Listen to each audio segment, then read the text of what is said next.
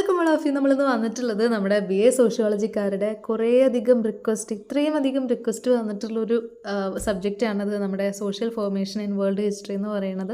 അതെങ്ങനെയെങ്കിലും ഒന്ന് ചെയ്യുന്നു പറഞ്ഞിട്ട് കുറേയധികം റിക്വസ്റ്റ് വന്നിട്ടുണ്ടായിരുന്നു. അപ്പോൾ നമ്മൾ അതായിട്ട് വന്നിരിക്കുകയാണ്. സെയിം നമ്മുടെ ഇൻട്രൊഡക്ഷൻ ടു സോഷ്യോളജി പോലെ തന്നെ ഉള്ള കോഴ്സ് ഇതിനുമുണ്ട്. എന്ന് വെച്ചിട്ടുണ്ടെങ്കിൽ ഈ പ്രീവിയസ് ഇയറിൽ ഈ ക്വസ്റ്റ്യൻ പേപ്പറിൻ്റെ ആൻസർ കീ അടങ്ങുന്ന മലയാളത്തിലുള്ള ഒരു PDF-ഉം പിന്നെ അതേപോലെ തന്നെ ഏറ്റവും ഇമ്പോർട്ടൻ്റ് ആയിട്ട് ചോദിക്കാൻ ചാൻസ് ഉള്ള ഭാഗങ്ങൾ ഉണ്ടാവുമല്ലോ, റിപ്പീറ്റഡ് ആയിട്ട് ചോദിച്ചിട്ടുള്ള ക്വസ്റ്റ്യൻസ്, റിപ്പീറ്റഡ് ആയിട്ട് ചോദിച്ചിട്ടുള്ള ഏരിയാസൊക്കെ ഉണ്ടാവും. അതെല്ലാം ഇൻക്ലൂഡ് ചെയ്യണം. അതും മലയാളത്തിൽ തന്നെയുള്ള PDF-ഉം പിന്നെ ഈ PDF എക്സ്പ്ലെയിൻ ചെയ്തുകൊണ്ടുള്ള ചെറിയൊരു സമയത്ത് ഒരു ക്ലാസ്സും. ഓക്കെ, ഇത്രയാണ് നമുക്ക് വരുന്നത്. വേണം എന്നുള്ളവർ താഴെ നമ്പർ കൊടുക്കാം, ഡിസ്ക്രിപ്ഷനിലും അതേപോലെ തന്നെ കമൻറ്റ് സെക്ഷനിലും നമ്പർ കൊടുത്തേക്കാം. കോൺടാക്ട് ചെയ്യുക. 99 തന്നെയാണ് വരുന്നത് കേട്ടോ. ഓക്കെ, അപ്പോൾ നമുക്ക് ക്വസ്റ്റ്യൻസ് ഡിസ്കസ് ചെയ്ത് പോവാം. First question, what is meant by private property? Private property എന്ന് പറയുമ്പോൾ നമ്മൾ ചില കാര്യങ്ങൾക്ക് പറയാറുണ്ട് അല്ലേ, അവൻ എൻ്റെ പ്രൈവറ്റ് പ്രോപ്പർട്ടിയാണ്, അവൾ എൻ്റെ പ്രൈവറ്റ് പ്രോപ്പർട്ടിയാണ്, കളിയാക്കാൻ വേണ്ടിയിട്ട് അവൻ എൻ്റെ സ്വന്തമാണെന്ന് പറയുന്നതിന് പകരമായിട്ട് നമ്മൾ യൂസ് ചെയ്യലുണ്ട് പല ആൾക്കാരും. അപ്പോൾ അതെന്താണ് പറയുന്നത്, നമ്മളൊരു പ്രത്യേകമായിട്ടുള്ള ഒരു സാധനത്തിലോ ഒരു വിഭവത്തിലോ അല്ലെങ്കിൽ എന്തെങ്കിലും ഒരു സ്വത്തിന്മേലോ നമ്മളുടെ മാത്രമാണ് എന്നുള്ള രീതിക്ക് എക്സ്ക്ലൂസീവായിട്ടുള്ള വാർത്ത എന്നൊക്കെ കേട്ടിട്ടില്ലേ നിങ്ങൾ? എക്സ്ക്ലൂസീവ് എന്നുകൊണ്ട് എന്താ ഉദ്ദേശിക്കുന്നത്? അവരുടെ ചാനലിൽ മാത്രമായിട്ട് ഇട്ടിട്ടുള്ള വാർത്തയാണ്, വേറെ പുറത്തത്തെ ചാനലിലേക്ക് ഒന്നും പോയിട്ടില്ല, അവരാണ് ആദ്യമായിട്ട് ആ വാർത്ത കണ്ടുപിടിച്ചത് എന്നുള്ള രീതിക്കാണ് എക്സ്ക്ലൂസീവ് ന്യൂസ് എന്നൊക്കെ പറഞ്ഞിട്ട് വരലുള്ളത്. അപ്പോൾ എക്സ്ക്ലൂസീവായിട്ട് ഒരു വിഭവത്തിൻ്റെ മേലോ അല്ലെങ്കിൽ ഒരു സ്വത്തിൻ്റെ മേലോ നമുക്ക് നിയന്ത്രണം വെക്കാം. അതേപോലെ തന്നെ നമുക്ക് കിട്ടുന്ന ഉപയോഗം നമ്മൾക്കാണ്, ലാഭം നമുക്കാണ്. അതിനെല്ലാം നമ്മുടെ നിയമപരമായിട്ടും സാമൂഹികപരമായിട്ടുമുള്ള അവകാശത്തെയാണ്, അങ്ങനെ അവകാശമുള്ള ഒരു പ്രോപ്പർട്ടീനെയാണ് നമ്മൾ എന്ത് പറയണത്, പ്രൈവറ്റ് പ്രോപ്പർട്ടി എന്ന് പറയണത്. പ്രൈവറ്റ് പ്രോപ്പർട്ടി എന്താണെന്ന് ചോദിച്ചിട്ടുണ്ടെങ്കിൽ നിങ്ങൾക്ക് മനസ്സിലായി എന്താണെന്നുള്ളത്. ഇനി അത് എന്ത് ചെയ്യണം, വാക്കുകളിലൂടെ നിങ്ങളുടെ ക്വസ്റ്റ്യൻ ആൻസർ ഷീറ്റിൽ നിങ്ങളത് എന്ത് ചെയ്യണം, ഫലിപ്പിക്കണം. അപ്പോൾ അതിനുള്ള വാക്കുകളാണ് ഈ എക്സ്ക്ലൂസീവ് എന്നുള്ളതും അതേപോലെ തന്നെ എന്തെങ്കിലും ഒരു പ്രത്യേക വിഭവത്തിൻ്റെ മേലോ സ്വത്തിൻ്റെ മേലോ ഉള്ള ഉപയോഗം അല്ലെങ്കിൽ നിയന്ത്രണം, ലാഭം, പിന്നെ അതേപോലെ തന്നെ എങ്ങനെയുള്ളത് നിയമപരമായിട്ടും അതേപോലെ തന്നെ സാമൂഹികവുമായിട്ടുള്ള അവകാശത്തെയാണ് നമ്മൾ പ്രൈവറ്റ് പ്രോപ്പർട്ടി എന്ന് പറയുന്നത്. അങ്ങനെയുള്ള പ്രോപ്പർട്ടീസിനെയാണ് നമ്മൾ പ്രൈവറ്റ് പ്രോപ്പർട്ടി എന്ന് പറയുന്നത്. ഓക്കെ, ഇനി രണ്ടാമത്തെ ക്വസ്റ്റ്യൻ നോക്കിയേ. In the Rigveda which term was use to denote slave? Slave എന്ന് വെച്ചാൽ എന്താണെന്നറിയോ? അടിമ അല്ലെങ്കിൽ സ്ലേവറി എന്നൊക്കെ പറയുമ്പോൾ നമ്മൾ അടിമത്വത്തിനെയാണ് കാണിക്കേണ്ടത് കേട്ടോ. സ്ലേവ് എന്ന് പറയുമ്പോൾ ഓർത്ത് വെക്കുക. മലയാളത്തിൽ എക്സാം എഴുതുന്ന ആൾക്കാരാണെങ്കിലും ക്വസ്റ്റ്യൻ ഇംഗ്ലീഷിലാണെന്നുള്ളത് പ്രത്യേകം ശ്രദ്ധിക്കുക. അപ്പോൾ ക്വസ്റ്റ്യനിലുള്ള ഓരോ ടേംസും നിങ്ങൾക്ക് മനസ്സിലാവണം എന്താണ് എന്നുള്ളത്. എന്നാലാണ് നിങ്ങൾക്ക് അതിൻ്റെ ആൻസർ അറിയാമെന്നുണ്ടെങ്കിൽ പോലും മലയാളത്തിൽ എഴുതാൻ വേണ്ടി പറ്റുള്ളൂ കേട്ടോ. അപ്പോൾ നമുക്കറിയുന്നതാണ് പണ്ട് കാലത്തുള്ള അടിമകളിനെ എന്താണ് വിളിച്ചുകൊണ്ടിരുന്നത്? ദാസന്മാരെന്ന് പറയും അല്ലെങ്കിൽ ദസ്യു എന്ന് പറയും. ഈ രണ്ട് ടേമും നിങ്ങൾക്ക് എഴുതാവുന്നതാണ്. രണ്ടും എഴുതി വെച്ചോളൂ കേട്ടോ. എക്സാമിന് ചോദിക്കുന്ന സമയത്ത് നിങ്ങൾക്ക് അറിയുന്നതെല്ലാം, ഒരു ക്വസ്റ്റ്യനായിട്ട് റിലേറ്റ് ചെയ്തിട്ടുള്ളതെല്ലാം നിങ്ങൾക്ക് എഴുതി വയ്ക്കാം. ഓക്കെ, ഇനി third one, in which year doomsday book was published? ഏത് ഇയർ ആണ് എന്നുള്ളത് ഓർത്ത് വെക്കണം. 1086 AD ആണ്. Okay, 1086 AD. ഇങ്ങനെ ഇയർ പഠിക്കാനുള്ള 1-2 ക്വസ്റ്റ്യൻസ് ഈ ക്വസ്റ്റ്യൻ പേപ്പറിൽ തന്നെ കൊടുത്തിട്ടുണ്ട്. ബാക്കി ഏതൊക്കെയാണ് ഇയർ പഠിക്കേണ്ടത് എന്നുള്ളത് നമ്മുടെ PDF-ലും അവൈലബിൾ ആയിട്ടുണ്ട് കേട്ടോ. അപ്പോൾ വേണമെന്നുള്ളവർ കോൺടാക്ട് ചെയ്യുക. അപ്പോൾ 1056 AD-യിലാണ്, അതായത് വില്യം ദി കോൺക്കറർ രാജാവിൻ്റെ നിർദ്ദേശപ്രകാരമാണ് ഈ ഒരു ഡോംസ്ഡേ ബുക്ക് പബ്ലിഷ് ചെയ്തിട്ടുള്ളത് എന്ന് ഓർക്കാം. ഓക്കെ, ഇനി ഫോർത്ത് വൺ എന്താണ്? Name the organisation formed by confederates. അതായത് കോൺഫെഡറേറ്റ്സ് എന്ന് പറയുന്നത് ഈ അമേരിക്കൻ ആഭ്യന്തര യുദ്ധകാലത്ത് അവരുടെ അടിമത്തത്തെ അനുകൂലിച്ചുകൊണ്ട് തെക്കൻ സംസ്ഥാനങ്ങൾ രൂപീകരിക്കപ്പെട്ടിട്ടുള്ളതാണ്. തെക്കൻ സംസ്ഥാനങ്ങളാണ് ഈ ഒരു കോൺഫെഡറേറ്റ്സ് എന്നുള്ള ഫോർമേഷൻ എന്നുള്ള ഓർഗനൈസേഷൻ കൊണ്ടുവന്നത്. അപ്പോൾ ആരാണ് കൊണ്ടുവന്നത്, ഏത് ഓർഗനൈസേഷനാണ് കൊണ്ടുവന്നതെന്ന് ചോദിച്ചിട്ടുണ്ടെങ്കിൽ എന്ത് പറയും? തെക്കൻ സംസ്ഥാനങ്ങളാണ് കൊണ്ടുവന്നിട്ടുള്ളത്. ഓക്കെ, CSA എന്ന് പറയും നമ്മൾ, കോൺഫെഡറേറ്റ് സ്റ്റേറ്റ്സ് ഓഫ് അമേരിക്ക എന്ന് പറയും. ആരാണ് കൊണ്ടുവന്നിട്ടുള്ളത്? തെക്കൻ സംസ്ഥാനങ്ങളാണ് കൊണ്ടുവന്നിട്ടുള്ളത്. എന്തിനെ അനുകൂലിച്ചുകൊണ്ട്? അടിമത്തത്തെ അനുകൂലിച്ചുകൊണ്ട്.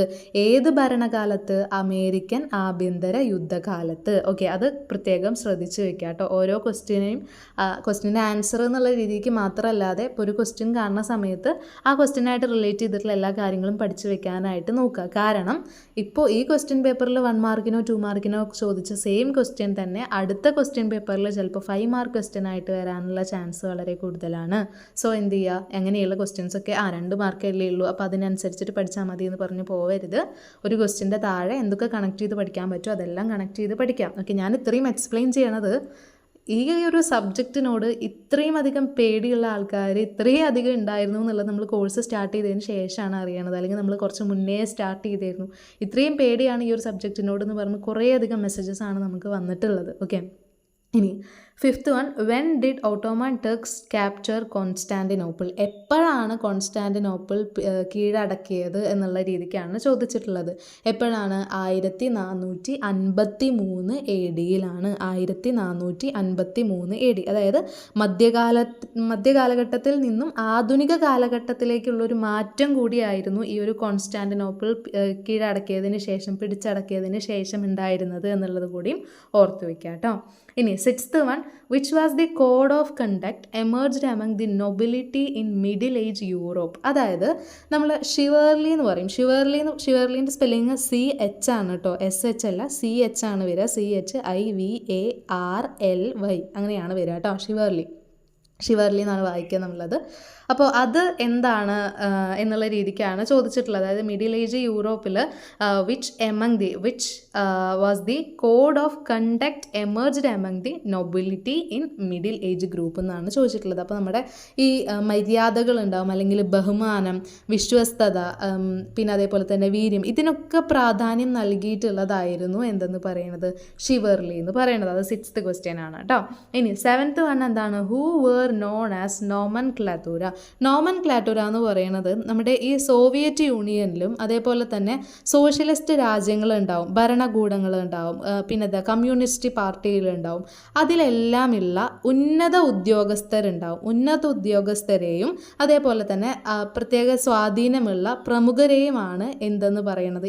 ആ ഒരു വ്യക്തിത്വം ഉളവാക്കാൻ വേണ്ടിയിട്ട് നമ്മൾ എന്ത് ചെയ്യുക, അവരെ അത്രയും ഉന്നതരാണ് എന്ന് കാണിക്കാൻ വേണ്ടിയിട്ട്, അവരത്രയും സ്വാധീനമുള്ളവരാണ് എന്ന് കാണിക്കാൻ വേണ്ടിയിട്ട് നമ്മൾ പണ്ട് കാലത്ത് യൂസ് ചെയ്തിരുന്ന ഒരു ടേമാണ് നോമൻക്ലാറ്റൂര എന്ന് പറയുന്നത്. അപ്പം എന്താണ് നോമൻക്ലാറ്റൂര, അല്ലെങ്കിൽ ആരൊക്കെയാണ് നോമൻക്ലാറ്റൂര ആയിട്ട് അറിയപ്പെട്ടിരുന്നത് എന്ന് ക്വസ്റ്റ്യൻ വരാം. എന്താണ് സോവിയറ്റ് യൂണിയനിൽ, അതേപോലെ തന്നെ നമ്മുടെ ഭരണകൂടത്തിൽ, കമ്മ്യൂണിസ്റ്റ് പാർട്ടിയിൽ, അല്ലെങ്കിൽ സോഷ്യലിസ്റ്റ് രാജ്യങ്ങളിലുള്ള ഉന്നതരായിട്ടുള്ള ആൾക്കാർ, അല്ലെങ്കിൽ സ്വാധീനം ഉള്ള ആൾക്കാർ, പ്രമുഖരായിട്ടുള്ള ആൾക്കാർ, അവരെ വിശേഷിപ്പിക്കാനുള്ള ഒരു ടേമായിരുന്നു, ഒരു പദമായിരുന്നു എന്തെന്ന് പറയുന്നത്, നോമൻക്ലാറ്റൂര എന്ന് പറയുന്നത്. ഓക്കെ, ഇനി 8th one, expand PLO. P for Palestine, L for liberation, O for organisation. അപ്പോൾ എന്ത് വരും, പലസ്തീൻ ലിബറേഷൻ ഓർഗനൈസേഷൻ. ഇങ്ങനെയുള്ള ചില വാക്കുകൾ ഉണ്ടാവും, എക്സ്പാൻഡ് ചെയ്യാൻ വേണ്ടിയിട്ട് ചോദിക്കലുണ്ട് കേട്ടോ. അപ്പോൾ അത് പ്രത്യേകം നോട്ട് ചെയ്ത് വെക്കുക.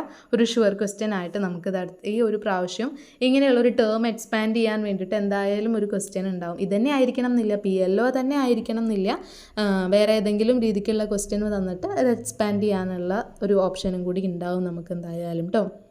ഇനി 9th one, who coined the term post industrial എന്നുള്ള ടേം കോയിൻ ചെയ്തിട്ടുള്ളത് ഡാനിയൽ ബെല്ലാണ്. അദ്ദേഹം ആരായിരുന്നു, ഒരു സോഷ്യോളജിസ്റ്റ് ആയിരുന്നു. ഒരു ഫേമസ് സോഷ്യോളജിസ്റ്റ് ആയിട്ടുള്ള ഡാനിയൽ ബെല്ലാണ് പോസ്റ്റ് ഇൻഡസ്ട്രിയൽ എന്നുള്ള ടേം കോയിൻ ചെയ്തിട്ടുള്ളത്. Okay, where is the headquarter of WTO located? അപ്പോൾ ഇതാണ് ഞാൻ നേരത്തെ പറഞ്ഞത്, നമ്മൾ നേരത്തെ പറഞ്ഞില്ലേ PLOൻ്റെ ഫുൾ ഫോമും അല്ലെങ്കിൽ PLOനെ എക്സ്പാൻഡ് ചെയ്യാൻ വേണ്ടിയിട്ട് ചോദിച്ചില്ലേ, അതേപോലെ ചോദിക്കാൻ പറ്റിയിട്ടുള്ള ഒരു ക്വസ്റ്റ്യൻ ആണത്. WTOനെ എക്സ്പാൻഡ് ചെയ്യാൻ വേണ്ടിയിട്ട്. ഇപ്പോൾ ഈ ക്വസ്റ്റ്യനിൽ 10th ക്വസ്റ്റ്യനിൽ അതല്ല ചോദിച്ചിട്ടുള്ളത്, ഹെഡ് ക്വാർട്ടേഴ്സ് എവിടെയാണെന്നാണ്. പക്ഷേ WTOനെ എക്സ്പാൻഡ് ചെയ്യാന്ന് പറഞ്ഞിട്ട് സെപ്പറേറ്റ് ആയിട്ടുള്ള ഒരു ചോദ്യം ചോദിക്കാനുള്ള ചാൻസ് ഉണ്ട്. WTO എന്താണ്, വേൾഡ് ട്രേഡ് ഓർഗനൈസേഷൻ. ട്രേഡ് കൊണ്ട് ഉദ്ദേശിക്കുന്നത് കച്ചവടം അല്ലേ. ഓക്കെ, അപ്പോൾ വേൾഡ് ട്രേഡ് ഓർഗനൈസേഷൻ ആയിട്ടുള്ള WTOൻ്റെ ഹെഡ് ക്വാർട്ടേഴ്സ് എവിടെയാണെന്നാണ് ചോദിച്ചിട്ടുള്ളത്. എവിടെയാണ്? സ്വിറ്റ്സർലാൻഡിൽ ജനീവ എന്ന് പറഞ്ഞ സ്ഥലത്താണ് ഈ ഒരു WTOൻ്റെ വേൾഡ് ട്രേഡ് ഓർഗനൈസേഷൻ്റെ ഹെഡ് ക്വാർട്ടേഴ്സ് എന്ന് പറയുന്നത് കേട്ടോ. ഓക്കെ, ഇനി അടുത്തൊരു സെറ്റ് നോക്കിയേ. നിങ്ങൾ ഈ ഒരു ക്വസ്റ്റ്യൻ ആൻസർ ചെയ്യുന്നതിൻ്റെ മുന്നേ മേലെയുള്ള സെൻറ്റൻസ് ഒന്ന് നോക്കുക. പക്ഷേ നിങ്ങൾ ഓപ്ഷനിലല്ല ഇത്ര ക്വസ്റ്റ്യൻ ആൻസർ ചെയ്താൽ മതി എന്ന് പറയുമ്പോൾ അത്ര ക്വസ്റ്റ്യൻ ആൻസർ ചെയ്ത് നിർത്തരുത്. നിങ്ങൾക്ക് അറിയാവുന്ന എല്ലാ ക്വസ്റ്റ്യനും ആൻസർ ചെയ്തോളൂ. ഓക്കെ, എല്ലാ ക്വസ്റ്റ്യനും അറിയുന്ന എല്ലാ രീതിക്കും എല്ലാ ഭാഗത്തു നിന്നും കണക്ട് ചെയ്തിട്ട് വേണം നിങ്ങൾ എഴുതാൻ വേണ്ടിയിട്ട്. ഓക്കെ, ഒരു ക്വസ്റ്റ്യൻ്റെ ആൻസർ ഇത്രയേ ഉള്ളൂ, ടെക്സ്റ്റിൽ ഇത്രയേ ഉള്ളൂ എന്ന് പറഞ്ഞ് നിർത്തരുത്. നിങ്ങൾ അതിനെ എക്സ്പാൻഡ് ചെയ്യണം. എക്സ്പാൻഡ് ചെയ്യാൻ വേണ്ടിയിട്ട് നിങ്ങൾക്ക് പോയിൻറ്റ്സ് വേണം. അപ്പോൾ അതിനാണ് നമ്മൾ PDF പ്രൊവൈഡ് ചെയ്യണത് കേട്ടോ. ഇനി 11th one, define the term agrarian mode of production. Agrarian mode of production കൊണ്ട് ഉദ്ദേശിക്കുന്നത്, അതായത് നമ്മുടെ ഏകദേശം 10,000 വർഷങ്ങൾക്ക് മുൻപായിട്ട് മിഡിൽ ഈസ്റ്റിൽ ഈ കൃഷിയുടെ തുടക്കത്തോടെയാണ് ഈ കാർഷിക ഉൽപ്പാദന രീതി എന്ത് ചെയ്തിട്ടുള്ളത്, അതായത് കാർഷിക ഉൽപ്പാദന രീതിനെയാണ്, അന്നത്തെ കാലത്തുള്ള കാർഷിക ഉൽപ്പാദന രീതിനെയാണ് നമ്മൾ അഗ്രാരിയൻ മോഡ് ഓഫ് പ്രൊഡക്ഷൻ എന്ന് പറയുന്നത്. അപ്പോൾ ഇങ്ങനെ ഈ ഒരു 10,000 വർഷത്തിന് മുൻപ് എവിടെയാണ്, മിഡിൽ ഈസ്റ്റിൽ കേട്ടോ, മിഡിൽ ഈസ്റ്റിൽ ഈ കൃഷിയുടെ തുടക്കത്തോടെ ഈ അഗ്രാരിയൻ മോഡ് ഓഫ് പ്രൊഡക്ഷനോട് കൂടിയിട്ട് അവിടെയുള്ള മനുഷ്യർക്കെല്ലാം ആവശ്യത്തിലധികം ഭക്ഷണം, നമ്മുടെ സർപ്ലസ് ഫുഡ് എന്ന് പറയും, നിങ്ങളുടെ ടെക്സ്റ്റിലുണ്ട് ആ ഒരു പദം. സർപ്ലസ് ഫുഡ് കൊണ്ട് ഉദ്ദേശിക്കുന്നത് എന്താണ്, ആവശ്യത്തിലധികമായിട്ടുള്ള ഭക്ഷണം. കാരണം എന്താണ്, കൃഷി ചെയ്യാൻ തുടങ്ങിയല്ലോ, കൃഷി ചെയ്യാൻ തുടങ്ങി, കൃഷിയുടെ അമിതമായിട്ടുള്ള ഉൽപ്പാദനം വന്നു, ഉൽപ്പാദന രീതി വന്നു, അതൊരു കച്ചവടമായിട്ട് മാറി, മനുഷ്യർക്കെല്ലാം ആവശ്യത്തിലധികം ഭക്ഷണം ലഭിക്കാൻ തുടങ്ങി. അതിനെ നമ്മൾ എന്ത് പറയും, സർപ്ലസ് ഫുഡ് എന്ന് പറയും. പിന്നെ അതേപോലെ തന്നെ ഉൽപ്പാദിപ്പിക്കാൻ മാത്രമല്ല, അത് വിൽക്കാനും, അതായത് കച്ചവടം നടത്താനും എല്ലാം എന്ത് സഹായിച്ചിട്ടുണ്ട്, ഈ ഒരു കൃഷി, ഈ ഒരു കാർഷിക ഉൽപ്പാദന രീതി അഥവാ അഗ്രാരിയൻ മോഡ് ഓഫ് പ്രൊഡക്ഷൻ സഹായിച്ചിട്ടുണ്ട്. അങ്ങനെ സഹായിച്ചത് കൊണ്ട് തന്നെ സ്ഥിരതാമസത്തിലേക്കും, പിന്നെ ഇങ്ങനെ ഈ കൃഷി മേഖല വർദ്ധിക്കുന്നതിനനുസരിച്ചിട്ട് അവിടെയുള്ള ജോലിക്കുള്ള ചാൻസും കൂടും അല്ലേ, തൊഴിലും അവിടെ, തൊഴിൽ മേഖലേൻ്റെ ഒരു വികസനം കൂടി അവിടെ വരികയാണ്. ഓക്കെ, വ്യാപാരം വരുന്നു, കച്ചവടം വരുന്നു, അതേപോലെ തന്നെ തൊഴിൽ മേഖലയുടെ വികസനം വരുന്നു, ആൾക്കാർ സ്ഥിര താമസത്തിലേക്ക്, അവിടെ തന്നെ കൃഷി ചെയ്യുന്നത് എവിടെയാണോ അവിടെ തന്നെ താമസിക്കുക എന്നുള്ള രീതിക്ക് മാറുന്നു. ഇതെല്ലാം എന്തിൻ്റെ എഫക്റ്റാണ്, ഈ ഒരു അഗ്രാരിയൻ മോഡ് ഓഫ് പ്രൊഡക്ഷൻ്റെ എഫക്റ്റാണ്, അഥവാ കാർഷിക ഉൽപ്പാദന രീതിയുടെ എഫക്റ്റാണ് എന്ന് നമുക്ക് പറയാം. എവിടെയാണ്, മിഡിൽ ഈസ്റ്റിൽ അല്ലേ. എത്ര വർഷം മുൻപാണ്, ഏകദേശം 10,000 വർഷങ്ങൾക്ക് മുൻപ്. ഇനി what is meant by linear evolution. Linear എന്ന് പറയുമ്പോൾ നമ്മൾ മാത്സിലൊക്കെ കേട്ടിട്ടുള്ള ആൾക്കാരാണെന്നുണ്ടെങ്കിൽ ലീനിയർ എന്ന് പറയുമ്പോൾ എന്താണെന്ന് മനസ്സിലാവും. അതായത് ഒരേ രീതിയിലുള്ള ഒരു കാര്യത്തെയാണ് നമ്മൾ ലീനിയർ എന്ന് കൊണ്ട് ഉദ്ദേശിക്കുന്നത്. അപ്പോൾ ലീനിയർ എവല്യൂഷൻ എന്തായിരിക്കും, എവല്യൂഷൻ എന്താണ്, പരിണാമം അല്ലേ. ഒരു കാര്യത്തിൽ നിന്ന് വേറൊരു കാര്യത്തിലേക്ക്, അല്ലെങ്കിൽ സിമ്പിൾ ആയിട്ടുള്ള ഒരു കാര്യത്തിൽ നിന്ന് കോംപ്ലക്സ് ആയിട്ടുള്ള ഒരു കാര്യത്തിലേക്ക് മാറണതിനെയാണ് നമ്മൾ പരിണാമം കൊണ്ട് ഉദ്ദേശിക്കുന്നത്. അപ്പം ഈ മാനവ സമൂഹങ്ങളിൽ, മനുഷ്യരിൽ എന്ത് ചെയ്യുന്നില്ല, വലിയ രീതിക്കുള്ള മാറ്റങ്ങളൊന്നും ഇല്ലാതെ ഏകദേശം ഒരേ രീതിയിൽ തന്നെയാണ്. അതായത് നമുക്ക് പ്രെഡിക്റ്റ് ചെയ്യാൻ പറ്റും, ഇനി അങ്ങോട്ടുള്ളത് ഇങ്ങനത്തെ രീതിയിലാണ് പോവുക എന്നുള്ളത് പ്രെഡിക്റ്റ് ചെയ്യാൻ പറ്റും, പ്രവചിക്കാൻ പറ്റും അല്ലെ. പ്രെഡിക്റ്റ് ചെയ്യുക എന്ന് പറഞ്ഞാൽ പ്രവചിക്കാൻ പറ്റുന്ന രീതിയിലാണ് മനുഷ്യൻ്റെ അല്ലെങ്കിൽ മാനവ സമൂഹങ്ങളുടെ ആ ഒരു പരിണാമം എന്ന് കാണിക്കുന്ന സിദ്ധാന്തമാണ് എന്തെന്ന് പറയുന്നത്, ലീനിയർ എവല്യൂഷൻ എന്ന് പറയുന്നത്. നമ്മളതിനെ single predictable sequence of stages എന്നും പറയും. ലീനിയർ എവല്യൂഷൻ എന്താണെന്ന് ചോദിച്ചിട്ടുണ്ടെങ്കിൽ നിങ്ങൾക്ക് ചിലപ്പോൾ ക്വസ്റ്റ്യൻ പേപ്പറിൽ ഈ ഒരു വാക്ക് ഉണ്ടാവും, single predictable sequence of stages. അതുകൊണ്ടാണ് അത് ഇംഗ്ലീഷിൽ പറഞ്ഞത് കേട്ടോ. അതായത് ഈ ഒരു വികസനമായിട്ട് മാറുകയാണ്. അതായത് ഈ ഒരു വികസനം നമ്മുടെ ഒരേ രീതിയിലുള്ള അല്ലെങ്കിൽ വലിയ മാറ്റങ്ങളൊന്നും ഇല്ലാതെ നമുക്ക് പ്രവചിക്കാൻ പറ്റുന്ന രീതിയിലുള്ളതാണ്. വികസനം മാത്രമല്ല, മാനവ സമൂഹത്തിൻ്റെ വളർച്ച.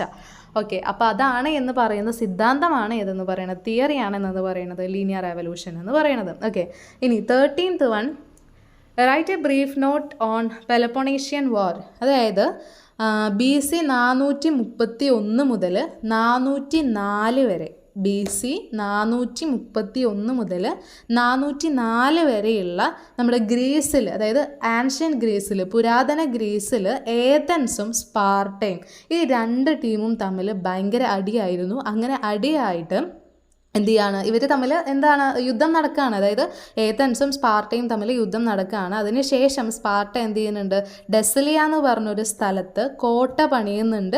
ഏകദേശം 20,000-ഓളം അടിമകളെ അവിടെ പാർപ്പിച്ചു എന്നും പറയപ്പെടുന്നുണ്ട്. അപ്പോൾ നിങ്ങൾ ഇത് ചോദിക്കുന്ന സമയത്ത് ജസ്റ്റ് എന്താണ് പെലപ്പൊണീഷ്യൻ വാർ എന്ന് മാത്രം എഴുതി വെക്കാതെ ഇന്ന കാര്യങ്ങളൊക്കെ ഉണ്ടായിട്ടുണ്ട്, ഇവർ തമ്മിലാണ് അടി ഉണ്ടായിട്ടുള്ളത്, എവിടെയാണ്, പുരാതന ഗ്രീസിലാണ്, ആരൊക്കെ തമ്മിലാണ്, ഏതൻസും സ്പാർട്ടയും തമ്മിലാണ്. എന്നിട്ട് സ്പാർട്ടക്കാർ എന്ത് ചെയ്തു, നമ്മുടെ ഡെസലിയയിൽ ഒരു കോട്ട പണിതു. ആ കോട്ടയിൽ 20,000-ഓളം അടിമകളെ പാർപ്പിച്ചു എന്നാണ് പറയുന്നത്. പിന്നെ ഇയറും ഓർത്തിരിക്കണം, BC 431 മുതൽ 404 വരെയാണ് എന്നുള്ളതും ഓർത്തിരിക്കുക കേട്ടോ. ഇനി 14th ക്വസ്റ്റ്യൻ എന്താണ്, give an account on Catholic church. Catholic church എന്ന് പറയുമ്പോൾ നമ്മുടെ മനസ്സിൽ എന്താ വരുന്നത്? ചർച്ച് എന്ന് കേൾക്കുമ്പോൾ ആത്മീയമായിട്ടുള്ള കാര്യങ്ങൾക്ക് വേണ്ടി മാത്രം എന്നുള്ള രീതിക്കുള്ള ആ ഒരു തോട്ടാണ് നമ്മുടെ ചർച്ച് എന്ന് കേൾക്കുമ്പോൾ, കത്തോലിക് ചർച്ച് എന്നല്ല, ചർച്ച് എന്ന് കേൾക്കുമ്പോൾ നമ്മുടെ മനസ്സിൽ വരുന്നത് അല്ലേ. പക്ഷേ കത്തോലിക് ചർച്ച് എന്ന് കേൾക്കുമ്പോൾ ഈ യൂറോപ്യൻ ഫെഡറൽ കാലത്ത് ഏറ്റവും ശക്തമായിട്ടുള്ള ഒരു സ്ഥാപനമായിരുന്നു ഈ കത്തോലിക് ചർച്ച് എന്ന് പറയുന്നത്. വെറും ആത്മീയമായിട്ടുള്ള കാര്യങ്ങൾക്ക് മാത്രമല്ലാതെ ഈ ഭൂമി കൈവശം വെച്ചുകൊണ്ട് അത്രയും വലിയ രീതിക്കുള്ള അത്രയും വ്യാപ്തിയുള്ള ഭൂമി കൈവശം വെച്ചുകൊണ്ട് രാഷ്ട്രീയമായിട്ടുള്ള മേഖലകളിലും സാമ്പത്തികമായിട്ടുള്ള മേഖലകളിലും ഈ ഒരു സഭയ്ക്ക്, ഈ ഒരു കത്തോലിക് ചർച്ചിന് വലിയ പങ്കുണ്ടായിരുന്നു എന്നാണ് പറയുന്നത്. അപ്പോൾ കത്തോലിക് ചർച്ച് എന്ന് കേൾക്കുമ്പോൾ ആത്മീയമായിട്ടുള്ള സ്ഥാപനമാണ് അല്ലെങ്കിൽ ആത്മീയമായിട്ടുള്ള കാര്യങ്ങൾക്ക് വേണ്ടി മാത്രമാണെന്ന് തോന്നാതെ അതിലുള്ള പോയിന്റ്സ് കൂടി നമ്മൾ എഴുതണം. എന്താണ്? ഈ ഒരു ഭൂമി കൈവശം വെച്ചുകൊണ്ട് രാഷ്ട്രീയമായിട്ടാണെങ്കിലും സാമ്പത്തികമായിട്ടാണെങ്കിലും എല്ലാം അവർക്ക് വലിയ രീതിക്കുള്ള സ്വാധീനം ഉണ്ടായിരുന്നു എന്നാണ് പറയപ്പെടുന്നത്. ഓക്കെ, കത്തോലിക് ചർച്ചിന്. ഇനി what do you mean by open door policy? Open door policy എന്ന് പറയുന്നത് അതായത് 1899 എന്ന് പറയുമ്പം നമ്മുടെ 19-ാം നൂറ്റാണ്ടിൻ്റെ അവസാനത്തിൽ അമേരിക്ക മുന്നോട്ട് വെച്ചിട്ടുള്ളൊരു നയമാണ് ഈ ഒരു ഓപ്പൺ ഡോർ പോളിസി എന്ന് പറയുന്നത്. അതായത് ചൈന രാജ്യമുണ്ടല്ലോ, ഈ ചൈനക്കാരായിട്ട് വ്യാപാരം നടത്താൻ വേണ്ടിയിട്ട് എല്ലാ രാജ്യക്കാർക്കും ഒരേ രീതിയിലുള്ള അവസരവും ഒരേ രീതിയിലുള്ള അവകാശവും കൊടുക്കുക എന്നുള്ള രീതിക്കാണ് ഈ ഒരു അമേരിക്കക്കാർ ഈ ഒരു ഓപ്പൺ ഡോർ പോളിസി ആയിട്ട് മുന്നോട്ട് വന്നിട്ടുള്ളത് എന്ന് കൂടിയും ഓർക്കാം കേട്ടോ. അപ്പോൾ ഈ ഒരു കാര്യം നിങ്ങൾ ഒരു ക്വസ്റ്റ്യൻ എഴുതുന്ന സമയത്ത് അതിനായിട്ട് റിലേറ്റ് ചെയ്തിട്ടുള്ള എന്തൊക്കെ കാര്യം നിങ്ങൾക്ക് അറിയാം അതെല്ലാം എഴുതണം. വീണ്ടും വീണ്ടും പറയണം. അത് ചിലർ ക്വസ്റ്റ്യൻ സ്കിപ്പ് ചെയ്യും, ഇതെനിക്ക് അറിയില്ല എന്ന് പറഞ്ഞ് സ്കിപ്പ് ചെയ്യും. ഒരിക്കലും അങ്ങനെ ചെയ്യാൻ പാടില്ല. നിങ്ങൾക്ക് നെഗറ്റീവ് മാർക്കൊന്നും ഇല്ല, അറിയാലോ. തെറ്റി കഴിഞ്ഞിട്ടുണ്ടെങ്കിൽ നെഗറ്റീവ് മാർക്കൊന്നും ഇല്ല. അപ്പോൾ തെറ്റാണെങ്കിലും ശരിയാണെങ്കിലും നിങ്ങൾക്ക് അറിയണത് നിങ്ങൾ എന്ത് ചെയ്യാം, എഴുതി വെക്കാനായിട്ട് നോക്കാം കേട്ടോ. ഇനി എക്സ്പ്ലെയിൻ വാർ കമ്മ്യൂണിസം. വാർ കമ്മ്യൂണിസം എന്ന് പറയുമ്പോൾ റഷ്യൻ ആഭ്യന്തര യുദ്ധകാലത്ത്, അപ്പോൾ ഓരോ യുദ്ധകാലം ഓർത്ത് വെക്കണം, ഏതൊക്കെയാണെന്നുള്ളതും ഓർത്ത് വെക്കണം, അവിടെ എന്താണ് നടന്നത് എന്നുള്ളതും ഓർത്ത് വെക്കണം. നമ്മുടെ ഇൻട്രൊഡക്ഷൻ ടു സോഷ്യോളജീനെ വെച്ച് നോക്കുമ്പോൾ അതിനായിട്ട് കമ്പയർ ചെയ്യുമ്പോൾ ഇത് കുറച്ച് ഒരു മേലെ നിൽക്കുന്ന ഒരു ഡിഫിക്കൽട്ടായിട്ടുള്ളൊരു ഭാഗം തന്നെയാണ്. പക്ഷേ എന്നാൽ പോലും നിങ്ങൾ അത്യാവശ്യം സ്പെൻഡ് ചെയ്തിട്ടുണ്ടെന്നുണ്ടെങ്കിൽ, ഏകദേശം ഒരു ദിവസം നിങ്ങൾ സ്പെൻഡ് ചെയ്തിട്ടുണ്ടെങ്കിൽ തന്നെ നിങ്ങൾക്ക് കവർ ചെയ്യാവുന്നതേ ഉള്ളൂ, പാസ്സാവുന്നതേ ഉള്ളൂ. ഓക്കെ, അപ്പോൾ പേടിക്കാതിരിക്കുക കേട്ടോ. ഇനി റഷ്യൻ ആഭ്യന്തര യുദ്ധകാലത്ത് വ്ളാഡിമിർ ലെനിൻ എന്ന് പറയുന്ന ഒരു വ്യക്തി ബോൾഷെവിക് സർക്കാർ, അതായത് ഇങ്ങനെയുള്ള ടേംസ് ഒക്കെ കൃത്യമായിട്ട് ഓർത്ത് വെക്കണം കേട്ടോ, അവർ നടപ്പിലാക്കിയിട്ടുള്ള ഈ ഒരു കർശനമായ സാമ്പത്തിക രാഷ്ട്രീയ വ്യവസ്ഥേനെയാണ് നമ്മൾ എന്ത് പറയുന്നത്, വാർ കമ്മ്യൂണിസം എന്ന് പറയുന്നത്. ഒന്നുമില്ല, ആരാണ്? റഷ്യൻ ആഭ്യന്തര യുദ്ധകാലത്താണ് ആരുടെ കീഴിൽ? വ്ളാഡിമിർ ലെനിൻ്റെ കീഴിൽ ബോൾഷെവിക് സർക്കാർ നടപ്പിലാക്കിയിട്ടുള്ള ഈ ഒരു സാമ്പത്തികമായിട്ടുള്ള അല്ലെങ്കിൽ രാഷ്ട്രീയമായിട്ടുള്ള കർശനമായിട്ടുള്ള ഒരു വ്യവസ്ഥയാണ് എന്തെന്ന് പറയുന്നത്, വാർ കമ്മ്യൂണിസം എന്ന് പറയുന്നത്.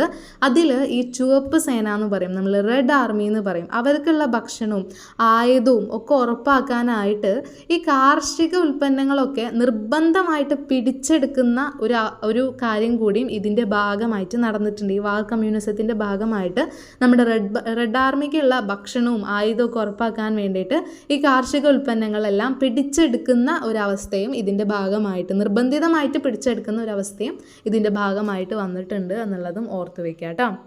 ഇനി 17th one, point out the key features of liberalisation. നമ്മൾ ഉദാരവൽക്കരണം എന്ന് പറയും അല്ലേ. ലിബറലൈസേഷൻ എന്ന് പറഞ്ഞിട്ടുണ്ടെങ്കിൽ ഉദാരവൽക്കരണം നിങ്ങൾ പഠിച്ചു വെച്ചോളൂ, പക്ഷേ അതിൻ്റെ ഇംഗ്ലീഷ് ടേം അല്ലെങ്കിൽ ക്വസ്റ്റ്യൻ പേപ്പറിൽ നിങ്ങൾ കാണുക ലിബറലൈസേഷൻ ആണ് എന്നുള്ളത് ഓർത്ത് വയ്ക്കുക കേട്ടോ. അതായത് ഈ വ്യവസായ മേഖലയിൽ അല്ലെങ്കിൽ വ്യാപാര വ്യവസായ മേഖലയിൽ സർക്കാർ നിയന്ത്രണങ്ങൾ ഉണ്ടാവും. ആ നിയന്ത്രണങ്ങൾ കുറയ്ക്കാൻ വേണ്ടിയിട്ട് അല്ലെങ്കിൽ ഒഴിവാക്കാൻ വേണ്ടിയിട്ട്, ഇപ്പം നമ്മൾ കുറേ ആൾക്കാർ പറയുന്നത് കേട്ടിട്ടില്ലേ, ആ പാപ്പൻ ഇപ്പോൾ പണ്ടത്തെ പോലെ ഭയങ്കര ലിബറലായി കൊച്ചുമക്കൾ വന്നതിന് ശേഷം എന്ന് പറയുന്നത് കേട്ടിട്ടുണ്ടാവും പലരും. അതെന്താണ്? ആ ഒരു കഠിനം, ഒരു കർശനം, ഒരു സ്ട്രിക്ട്നെസ് ഒക്കെ ഉണ്ടാവുമല്ലോ, അതൊക്കെ ഒന്ന് കുറയ്ക്കുക എന്നുള്ളതുകൊണ്ടാണ് നമ്മൾ അങ്ങനെ ഉദ്ദേശിക്കുന്നത്, കുറച്ചും കൂടി ലിബറലായി കൊണ്ട് ഉദ്ദേശിക്കുന്നത്. അത് തന്നെയാണ് ഇവിടെയും. അതായത് ഈ സർക്കാർ നിയന്ത്രണങ്ങൾ ഉണ്ടാവും, വ്യവസായ മേഖലയിലാണെങ്കിലും വ്യാപാര മേഖലയിലാണെങ്കിലും ഉള്ള സർക്കാർ നിയന്ത്രണങ്ങൾ ഉണ്ടാവും. ആ നിയന്ത്രണങ്ങളെല്ലാം ഒഴിവാക്കാനോ അല്ലെങ്കിൽ അത് കുറയ്ക്കാൻ വേണ്ടിയിട്ടോ ലഘൂകരിക്കാനോ വേണ്ടിയിട്ടുള്ള ഒരു കാര്യമാണ് എന്തെന്ന് പറയുന്നത്, ഉദാരവൽക്കരണം അല്ലെങ്കിൽ ലിബറലൈസേഷൻ എന്ന് പറയുന്നത്. ഇത് ഈ ഒരു മാർക്ക് മാർക്കറ്റ് ബേസ്ഡ് ഇക്കണോമിയിലേക്ക് മാറാൻ വേണ്ടിയിട്ട്, അതായത് വിപണി അധിഷ്ഠിത സമ്പദ് വ്യവസ്ഥയിലേക്ക് മാറാൻ വേണ്ടിയിട്ട് ആളുകളെ പ്രേരിപ്പിച്ചു എന്നുള്ള രീതിക്കും, പിന്നെ ഈ സ്വകാര്യ നിക്ഷേപമായാലും അതേപോലെ തന്നെ വിദേശ നിക്ഷേപമായാലും രണ്ടും പ്രൊമോട്ട് ചെയ്യാൻ വേണ്ടിയിട്ട് എന്ത് സഹായിച്ചിട്ടുണ്ട്, ഈ ഒരു ലിബറലൈസേഷൻ സഹായിച്ചിട്ടുണ്ട് എന്നുള്ള രീതിക്കും ഓർത്ത് വയ്ക്കുക കേട്ടോ. 17th question. ഇനി ഡിഫൈൻ ദി ടേം പോർട്ടോറിയ. പോർട്ടോറിയോ എന്ന് പറയുന്നത് നമ്മുടെ ഈ റോമൻ സാമ്രാജ്യത്തിൻ്റെ ഇറക്കുമതിക്ക്, അതായത് ആൻഷ്യൻ റോമൻ സാമ്രാജ്യം, പുരാതന റോമൻ സാമ്രാജ്യത്തിൻ്റെ ഇറക്കുമതി കയറ്റുമതി കാര്യങ്ങളൊക്കെ ഉണ്ടാവുമല്ലോ.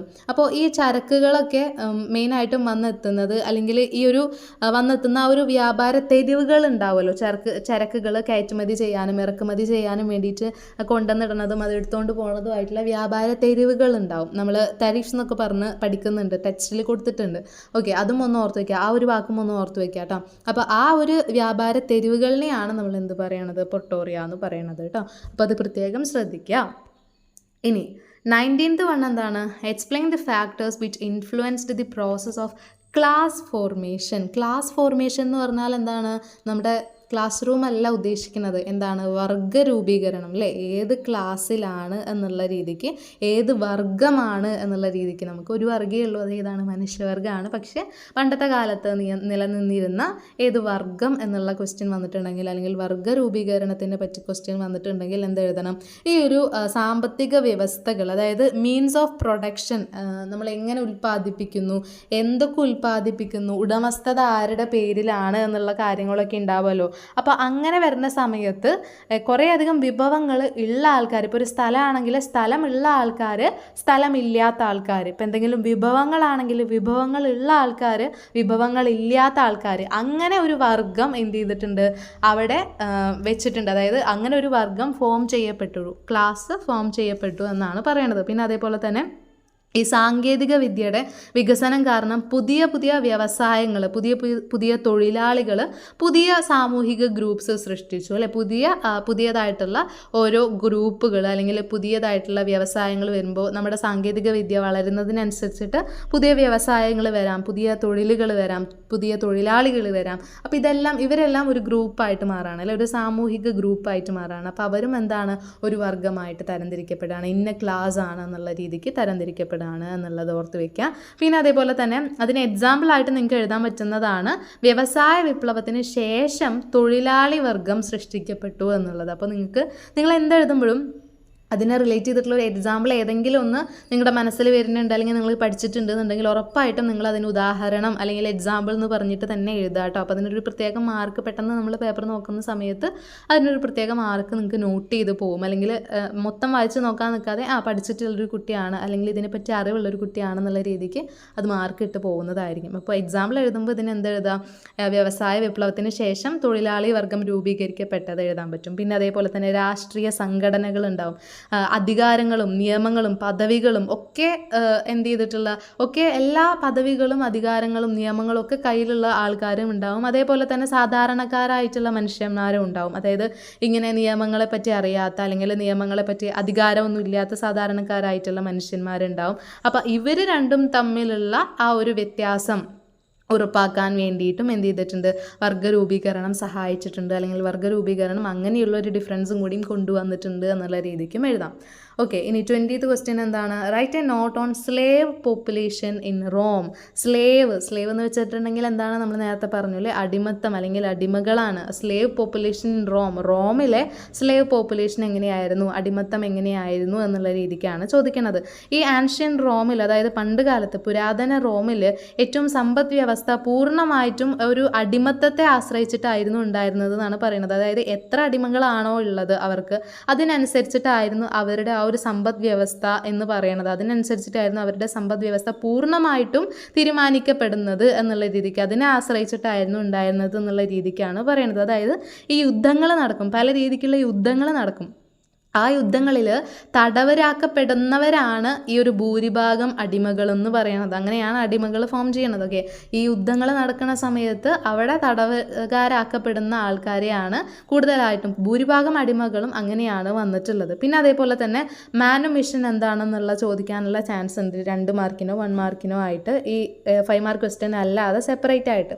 അതെന്താണെന്ന് വെച്ചിട്ടുണ്ടെങ്കിൽ ഈ കഠിനാധ്വാനികളായിട്ടുള്ള അടിമകളുണ്ടാവും. വെറുതെ ഞാൻ അടിമയാണെന്ന് പറഞ്ഞ് അവർ പറയുന്നത് വെറുതെ അനുസരിച്ച് പോവാന്നല്ലാതെ കഠിനാധ്വാനികളായിട്ടുള്ള അത്രയും ഹാർഡ് വർക്കിംഗ് ആയിട്ടുള്ള അവർ പറയുന്ന എല്ലാ ജോലികളും കൃത്യമായിട്ട് ചെയ്യുന്ന ഹാർഡ് വർക്കിംഗ് ആയിട്ടുള്ള അടിമകളുണ്ടാവും. അവർക്ക് 6 വർഷ തടവിന് ശേഷം പിന്നെ എന്ത് ചെയ്യാണ്, അവരെ സ്വതന്ത്രരാക്കാണ് എന്നുള്ള കാര്യം കൂടിയും ഈ ഒരു സ്ലേവ് പോപ്പുലേഷൻ ഇൻ റോമിൽ നമ്മൾ ഓർത്ത് വെക്കേണ്ടതാണ്. അതേപോലെ തന്നെ മാനുമിഷനും ഓർത്ത് വെക്കേണ്ടതാണ് കേട്ടോ.